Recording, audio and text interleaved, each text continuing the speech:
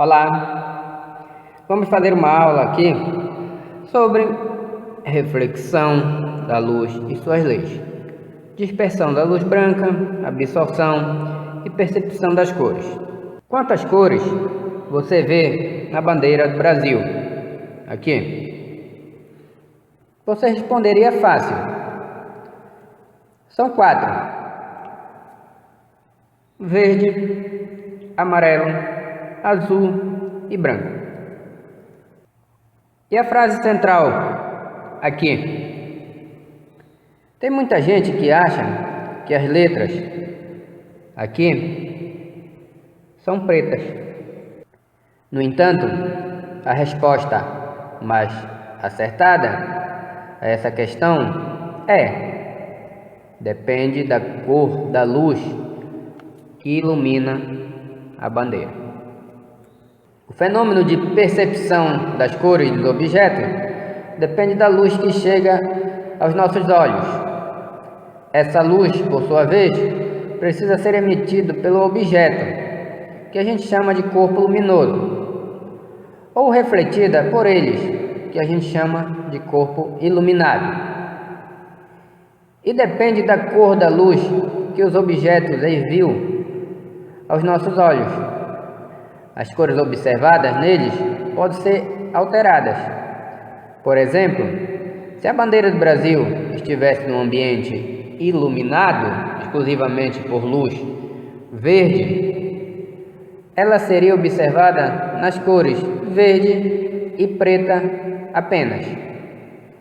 E nesta aula, o que você vai assistir em seguida, você aprenderá mais sobre fenômenos da reflexão da luz, da dispersão da luz branca e da reflexão seletiva, que permite a visualização das cores dos corpos. Ok? Então vamos lá. Por que vejo tudo dobrado? Olhando para essa imagem, uma belíssima paisagem, certo? Com essa superfície d'água aqui, causando essa linda cena. Então vamos dar uma olhadinha nisso. Observe que você tem aqui, ao fundo, montanhas, certo? Vegetação na parte frontal. E tem umas torres aqui, certo? Provavelmente, essas torres são torres de eletricidade. E esse lago aqui na frente. Nesse dia ensolarado, causando essa reflexão linda aqui dessa superfície d'água. E mostrando essa cena belíssima com essa simetria, certo? Tão perfeita que a gente está vendo aqui, nessa imagem. Essa é uma característica fundamental da reflexão da luz, que é o que a gente vai estudar daqui para frente, ok? A gente costuma chamar essa massa d'água aqui, certo? Inclusive, apropriadamente, de espelho d'água. Por que o espelho d'água? Aqui, se a gente dar uma olhadinha na superfície d'água, dá para perceber claramente que o efeito que a gente tem aqui, certo? É muito semelhante como seria se fosse um espelho, como se tivesse um espelho deitado aqui nessa parte da imagem. Observe isso, tá bom? Agora a gente vai fazer o seguinte: vamos olhar para um experimento feito com a reflexão da luz, com um raio único. Na verdade, a gente vai utilizar um laser para isso, para poder entender com um pouquinho mais de detalhe a reflexão da luz, que é o nosso interesse, ok? Então vamos lá. Então vejamos aqui, a gente tem uma fotografia, certo? Mostrando um experimento onde a gente tem um equipamento a laser aqui, tá? A luz do laser sai aqui em linha reta e atinge essa superfície e faz essa trajetória aqui, certo? Que saiu daqui, ó. Bom, vamos começar a identificar algumas coisas nessa figura. Primeiramente, quando a gente tem aqui essa superfície onde a luz incide, certo? A gente pode dizer que aqui do lado de cima dessa superfície, essa superfície incidente aqui, a gente vai dizer que aqui do lado de cima, certo? É o meio A. E aqui embaixo, o meio B. Observe que a luz que chega aqui, a luz que sai do laser, certo? Caminha até aqui a superfície. Então, a luz que chega aqui na superfície, ela incide nessa superfície, certo? Raio incidente, e ela faz essa trajetória. Ela faz essa trajetória de saída, permanecendo sempre no mesmo meio, que é aqui no meio A, ok? Essa é uma característica fundamental da reflexão da luz.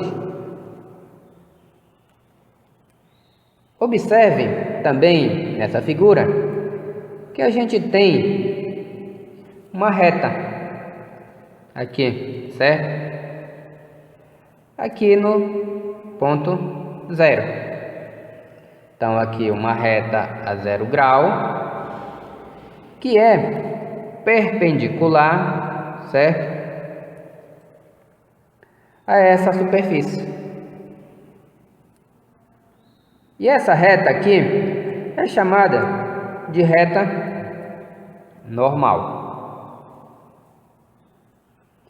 Vai ser a nossa referência para a gente poder acompanhar a entrada aqui e saída da luz.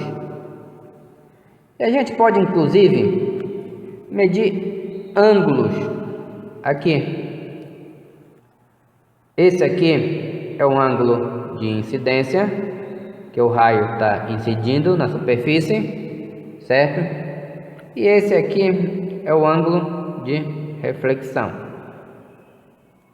que o raio está refletindo, ok?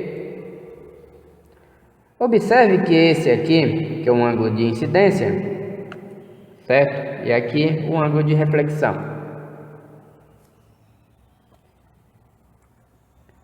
São sempre tomados entre os dois raios. Então aqui eu tenho o raio de incidência, abreviadamente aqui RI, raio de incidência, certo? É o raio que está incidindo na superfície. E o raio refletido. Aqui eu tenho o raio refletido abreviadamente, é o raio de reflexão. E a reta normal aqui, ok? Não entre esses raios da superfície. Quando a superfície é plana, na verdade, tanto faz. Mas superfície é irregular ou curva, aí não tanto faz. A gente generaliza que sempre em relação a normal.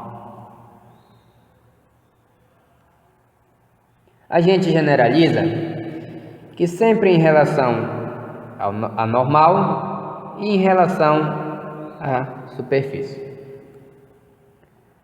Esse fenômeno aqui, ele obedece basicamente duas leis. E existe uma primeira lei, que é aqui a chamada lei. Uma primeira lei, que é a chamada aqui lei da reflexão. O que diz o seguinte? Que diz o seguinte: o ângulo de incidência e o ângulo de reflexão, aqui ó, ângulo de incidência e ângulo de reflexão, tem sempre a mesma medida. Em linguagem matemática, a gente diz que eles são congruentes, tá? E existe uma segunda lei aqui, que fala o seguinte: o raio de incidência e o raio refletido, certo?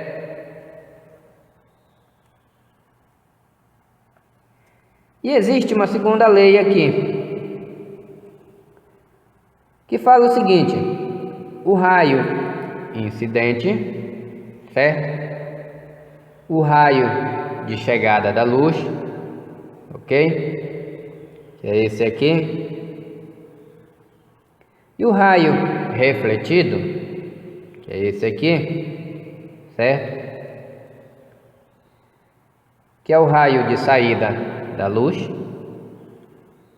E essa reta normal, certo? Estão sempre no mesmo plano. Então aqui estão sempre no mesmo plano. Então aqui estão sempre no mesmo plano, ok? Essas são as duas leis da reflexão. Embora a segunda lei valha mais quando a gente está fazendo trabalho de óptica tridimensional, que aí sim você precisa primeiro localizar o plano para depois localizar os ângulos. Como no nosso caso, a gente trabalha sempre no plano, essa segunda lei acaba sendo automaticamente respeitada e a primeira lei acaba sendo mais evidente, tá bom? Só que tem um detalhe: a gente não costuma trabalhar com fotografia, com imagem dessa maneira, certo? A gente usa esquemas geométricos para facilitar nosso trabalho. Então eu vou trazer o nosso esquema geométrico aqui para o lado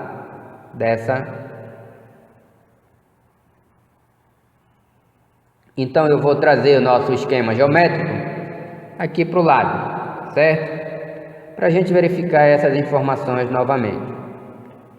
Então vamos lá.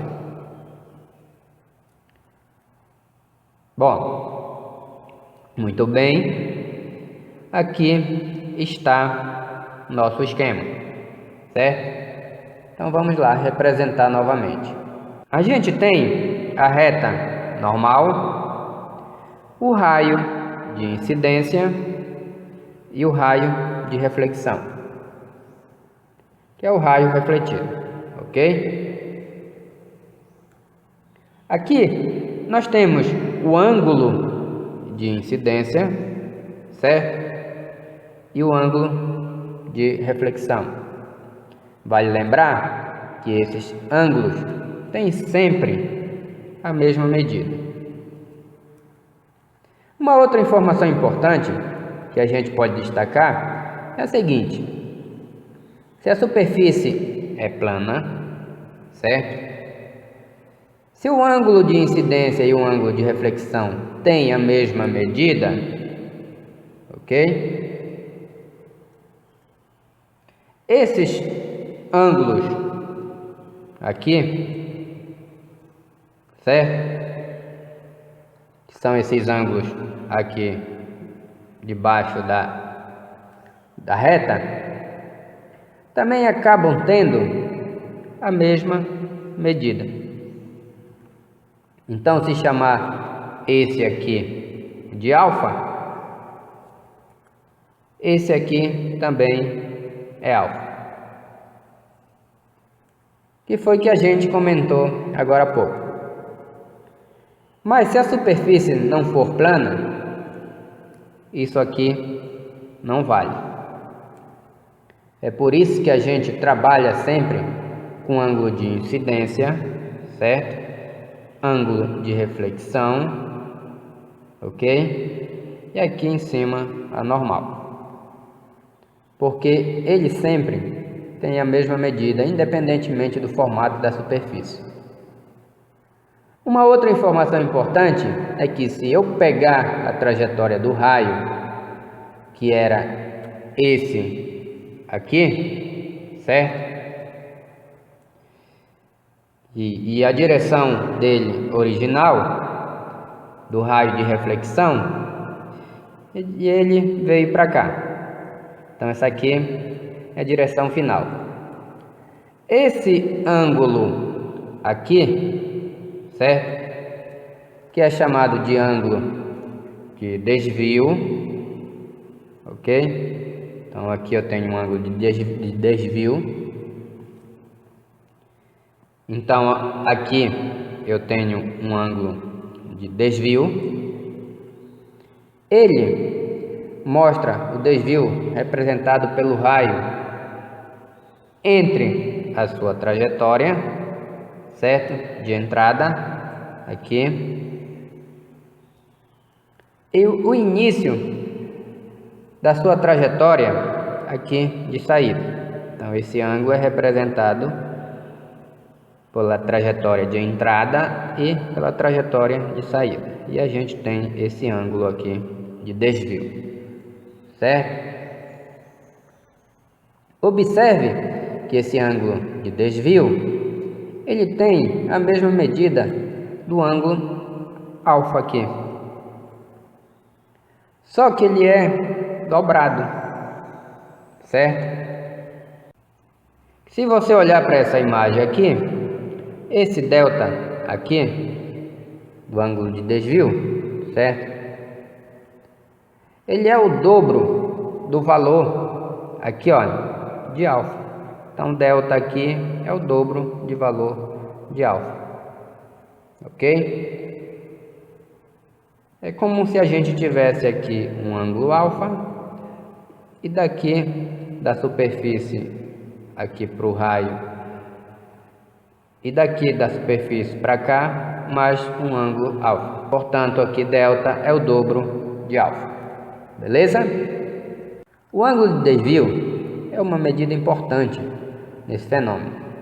Ok? Então, vamos adiante.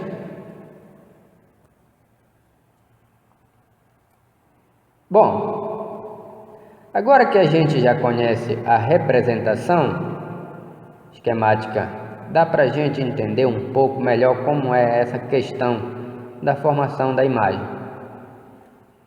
Porque dá aquela sensação de simetria que a gente viu naquela foto inicial, certo? Então nós vamos agora falar dessa reflexão e da formação dessa imagem. Bom, então veja só. Você tem aqui uma fonte de luz, certo? E a luz, ela sai da fonte aqui, ó, certo? Então aqui eu tenho a direção e o sentido da propagação dessa luz, ok? Direção e sentido da luz se propagando, né? E ela atinge essa superfície aqui refletora e reflete e chega aqui no seu olho. Só que essa luz chega no seu olho e ela é transformada em impulsos elétricos nervosos que vão para o seu cérebro, e lá no cérebro a gente compreende o que a gente está olhando, né? E esse é o fenômeno da visão. E a gente não consegue perceber que houve essa mudança de trajetória aqui. Então a sensação que a gente tem é que essa luz chega no nosso olho e que ela veio aqui de trás, certo? E a gente não consegue perceber que houve essa mudança de trajetória. Então a sensação que a gente tem é que essa luz que chega no nosso olho, ela veio aqui, ó, de trás. Agora, como a superfície é plana aqui, certo? E os ângulos são sempre com a mesma medida, a gente tem a nítida sensação de que a imagem se localiza desse lado aqui da superfície. E é sempre a mesma distância aqui, certo? Então aqui é sempre a mesma distância do objeto aqui, ok? Que é uma coisa que a gente vai ver depois, quando a gente estudar espelho, tá bom? Então a sensação de imagem é essa, certo? Por isso que, se você lembrar daquela fotografia do início, você vai ver que você tinha aqui, por exemplo, a montanha, certo? No lugar da vela, aqui. E aqui embaixo, lá da água, você tinha um reflexo da montanha na superfície da água do lago, que aparecia lá no espelho d'água, ok? Beleza, então, um exercíciozinho aí para você praticar.